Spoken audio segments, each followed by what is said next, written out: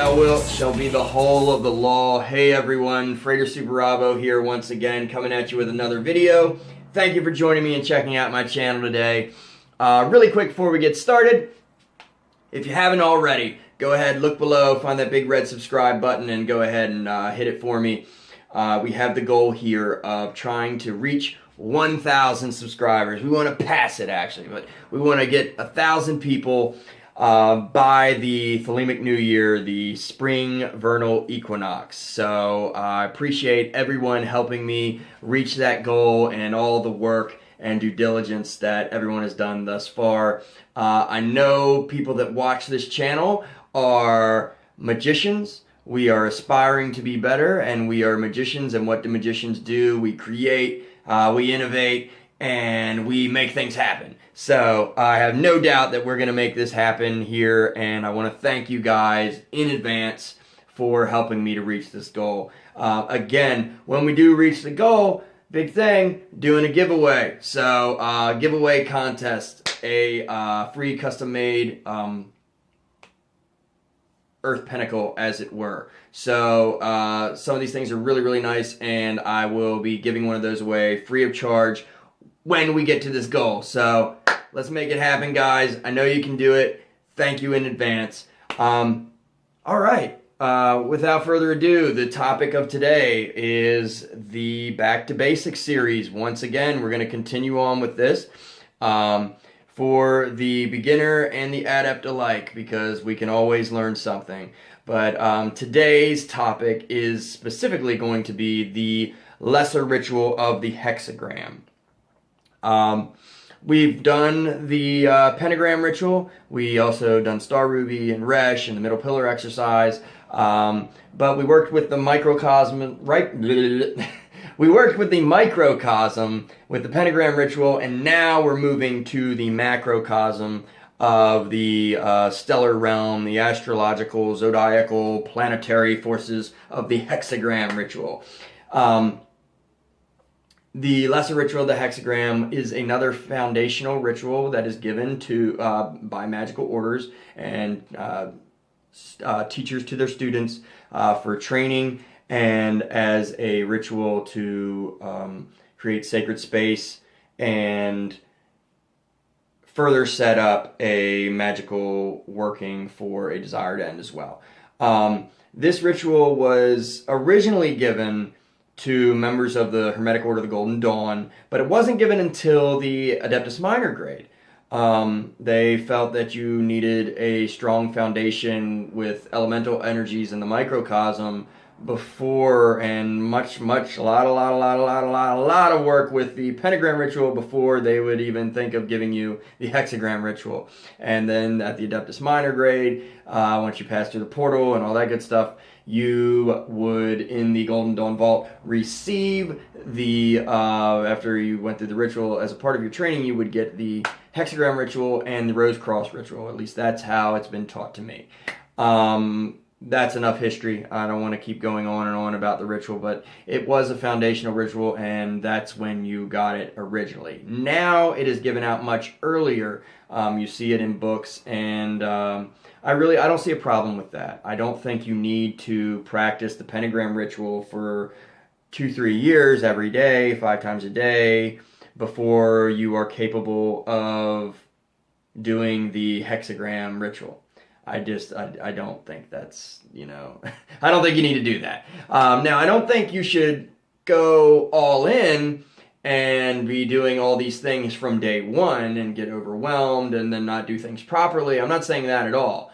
I'm saying that as long as you are being smart, following the guidance of your instructor, or being smart on your own as an individual, keeping a journal, and doing your due diligence day in and day out, working your spiritual muscles, learning to adapt to that form of magical energy, learning to invoke and banish forces, feeling magical energy, visualization, meditation. As long as you're being smart and doing those things, you're perfectly fine working with a hexagram ritual in a macrocosmic sense fairly early on, as long as you're smart about it. There's really no reason you can't. So again, my advice is to try it, to do it, to do the work and figure things out that way, but be smart about it and go from there. Now, there's much discussion of, I'm not going to turn this into a debate ranting video, but there's a lot of discussion about what this ritual is really used for. Today, we're just going to approach it as a training ritual that's done for daily use, just like we did the pentagram ritual. So, but the only difference is, instead of focusing on the microcosm, we focus on the more macrocosmic forces, okay? So the zodiacal stellar forces and things of that nature. That is not to say that it can't be used for anything else. Just like in conjunction with the pentagram ritual, it can be used to set up your sacred space for a further magical working to a desired end. Just like the more specific, greater rituals of the pentagram and hexagram are used for specific energies to either bring in or banish these specific energies, planetary or zodiacal, for a desired end. Okay? That's not what we're going to talk about today. Later on, I will get into those, but to keep it simple, we're going with lesser first. So the lesser ritual of the hexagram, what I'm going to do, again, is explain it step by step, and then I will perform the ritual, so that way you can see it as well. Had a mental lapse there for a minute, excuse me. Anyway, the lesser ritual of the hexagram. So we're working on the macrocosmic level. There are some differences as far as, just to address this right away, as far as the elemental attributions of the quarters in the hexagram ritual. Now, traditionally, as it were, it would go following the formula of Yod He Vav He, using the Hebrew letters, Yod He Vav He, working counterclockwise from the east. That meaning, if you have no idea what the hell I'm saying, that meaning fire in the east, being your Yod. Then water in the north, being your first He, air in the west for Vav, and then earth, your He final, in the south, working counterclockwise. That's how the elements are seen from the planetary, the macrocosmic zodiacal level, and it follows that Yod He Vav He formula from counterclockwise from the east. Now there is an AA lineage that teaches that when using this ritual for daily use, like I'm talking about right now, as a training exercise or and learning to adapt to these energies, that you keep it simple and you revert and change those to the same as the elemental pentagram ritual, meaning air in the east, fire in the south, water in the west, earth in the north. My advice as far as this goes, I'm not really going to weigh in on it too much. My advice is to try them both and see what you feel works for you. If you're doing it on a daily basis, there's nothing wrong with experimenting that way to see which way is going to be right for you. Now, if you are doing the more specific type of working, and you're going to go into doing the greater rituals, then I would personally say do the traditional method as given in Liber O. You can find all these rituals in Liber O, by the way, which was Crowley's instructional handbook, as it were, for all these basic rituals for the his AA students. So you can find it in book 4, Magick Liber Abba, or you can go to hermetic.com and look for Liber O, and you'll see all these rituals spelled out for you on paper or computer screen.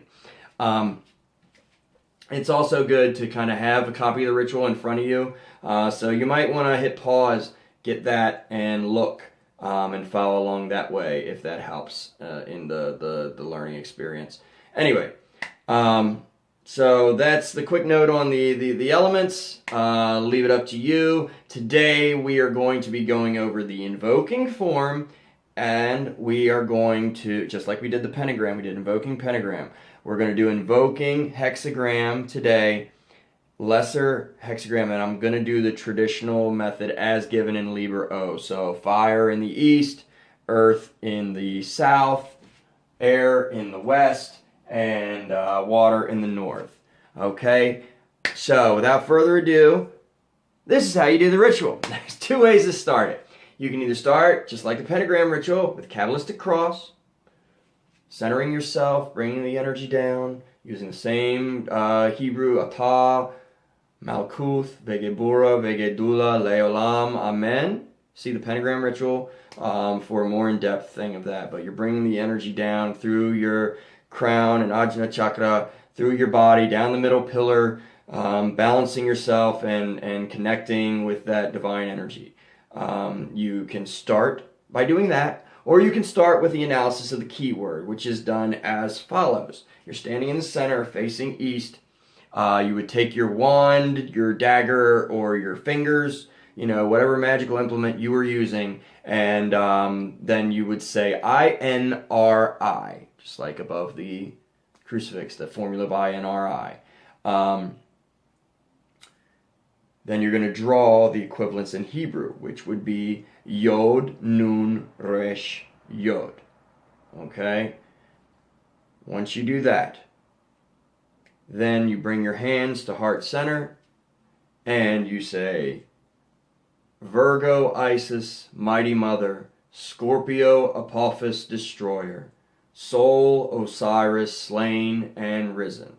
Then, as you lift your hands like this, you say Isis, Apophis, Osiris, and you vibrate as you look to the heavens, E-A-O. So the same beginning letters as the names you just said, Isis, Apophis, Osiris, I-A-O, E-A-O. You vibrate that. Really feel the energy, adapt to it. Center yourself, and then come back. Then you're going to give these several signs. The first sign, these are called the LVX signs, by the way, or the Lux, or signs of light. The first sign, there's two forms you can do either one. No, I'm sorry. First sign is, you would say, like you're in the form of a tau cross, and you say the sign of Osiris slain, just like you're hanging from a cross. The second sign is where there's 2 different forms. You can do the L for LVX, where you go like this, and then you say the sign of the morning Isis. Now, Crowley in Liber O says to do the L sign like this in the form of the swastika, which we are not using as a hate symbol whatsoever. We know this is a symbol from Hinduism, and it has a cult meaning and is a beautiful religious whirling Falfo cross. So if you do that sign, you are in no way promoting any type of hateful endeavor or things of that nature. So, yeah. L, the sign of the morning Isis. Then the next letter, V. You make the V, hands up. The sign of Apophis and Typhon. You say that. The sign of Apophis and Typhon. Then you come down, cross your arms right over left. X. The sign of Osiris risen. Then you go through all 3. You say L, V, X, and you vibrate Lux, the light of the cross. And that's the analysis of the keyword, done in the center facing east. Real quick side note on that. For the Thelemites out there that feel this is too old aeon-y, I don't think so. You can adapt the formula if you read the VOBs added to the EIO formula. That remains silent in book 4. Crowley does a good way of explaining how, you know, things still fit. I'm not going to get in that today. But just know there are other, you can adapt this analysis to the keyword to be more new Aeon of Horus. There in the Living Thelema book, there's a version of it, David Shoemaker's book. I personally do like to do a more new Aeon type analysis of the keyword in my personal practice. But to keep it traditional, I'm doing the regular one today. In the future, if you'd like me to go over that, go ahead, comment below, and I'll go over a more thelemically sound analysis of the keyword. But we're keeping it Osirian and the traditional way today. So that is the opening, the analysis of the keyword. After that, second part of the ritual, the formulation of the hexagrams and the circle. So you go to the east. When I do the video today, normally I walk around the temple, but so to keep me in angle and in focus, I'm just going to turn. That way you can see everything that I'm doing. In the east, you would start and you make your first hexagram. Now, traditionally, you see a hexagram as the Star of David, Hebrew type thing, two interlocking triangles. That's what we think about when we say hexagram. The hexagram of Earth or the Saturnian hexagram. And generally that's what we'd use. But for this, we use specific what they call the elemental hexagrams. So in the east, again, this is where the elements came into play. We're doing the hexagram of fire, which looks like this. Basically, it is, if you have a copy of the ritual, you would see this. But it is two triangles. This is the fire hexagram. Okay, starting at the top of both and going around clockwise, you draw these. Okay, you're going to visualize, you're going to see them in a bright gold or a bright white light, energetically powerful. I like to use gold, honestly. You could also, you could also see them in the blue, just like the pentagram ritual, the flaming blue, if you'd like. Even red might work, but gold or white, by default, I think is the best. Once you draw that hexagram, then you are going to charge it, just like you do your pentagrams. You're going to charge it either with the sign of the Emperor, or, as I prefer to do it, just by stabbing the center with your magical implement, and then you're going to vibrate the divine name, Ararita. Ararita is a notaricon, which is a Hebrew acronym, and it translates loosely to one is thy beginning, one is thy end, thy permutation is one. I can't remember the last line. But basically connecting all together. Forgive me, guys, for having a brain fart there. But basically connecting the all, connecting the macrocosm, as it were, and the one.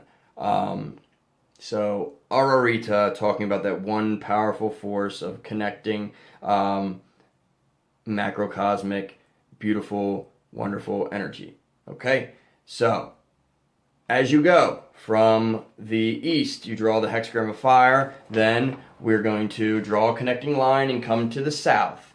Then we do the hexagram of earth, which is your traditional hexagram right here, the two interlocking triangles. Again, doing invoking, so we're going clockwise, starting at the top point, and then the bottom point, and going clockwise. The hexagram of earth, you do the same thing, stab it, Ararita. On to the west, we're continuing, this is starting to look familiar, isn't it? Same thing.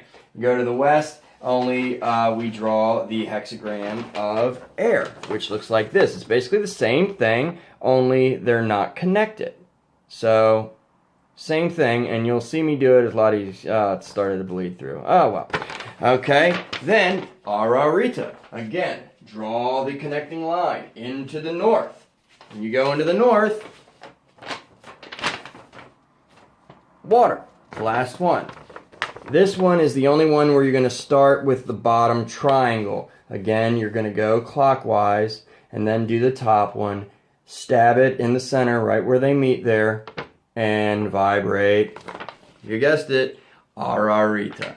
So, after that, you've got your last hexagram. You're going to turn again and draw the connecting line to connect all of them, and then you further formulated your circle, your magical space, as it were, and you return to the center facing the east. And as you do that, you are going to close as you began, same format that we do all of these in. So you're going to either close with the Kabbalistic cross again, or the analysis of the keyword. Actually, there's no option there. You're going to close there as per instructions. You close with the analysis of the keyword. If you want to follow it up with a Kabbalistic cross, Atah Malkuth Vegebura Vegedula Leolam Amen, you can. I do that sometimes I don't. If you've just done a pentagram ritual, I don't really see the point of it. But you close with the analysis of the keyword. And that's it. That is your hexagram, lesser hexagram ritual. So, hang tight. I'm going to get set up. I'm going to do the ritual for you. And yeah, we'll go from there. So, hold on.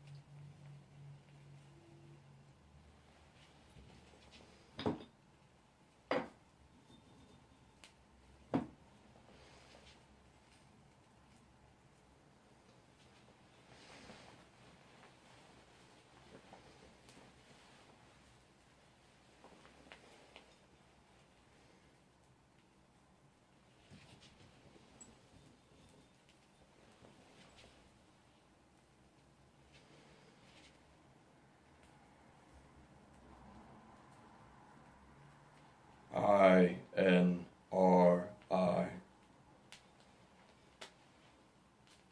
Yod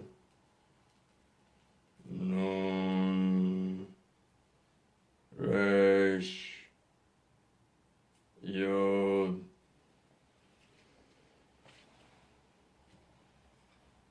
Virgo Isis, Mighty Mother, Scorpio Apophis, Destroyer, Sol Osiris, slain and risen. Isis, Apophis, Osiris,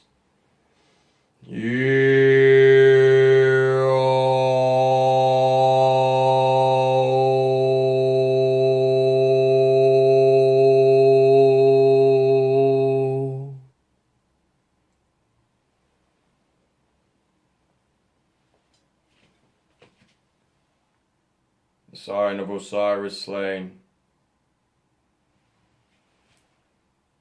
The sign of the morning Isis. The sign of Apophis and Typhon. The sign of Osiris risen. L B X Lux,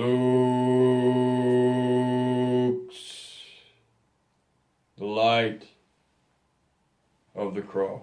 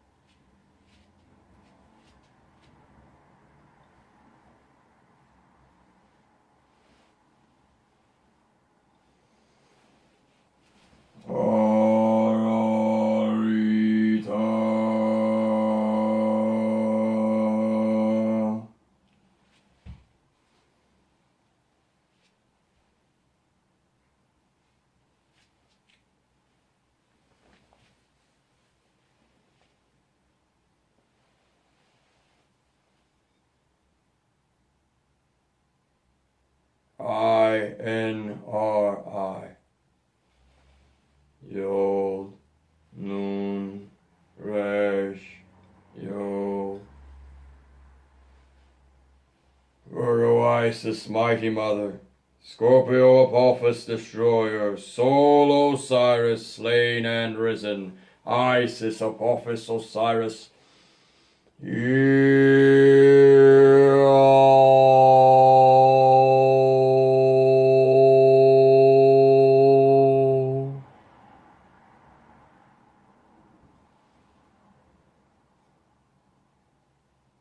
Sign of Osiris slain. Sign of the morning Isis. The sign of Apophis and Typhon. The sign of Osiris risen. L. V. X. Lux. The light of the cross.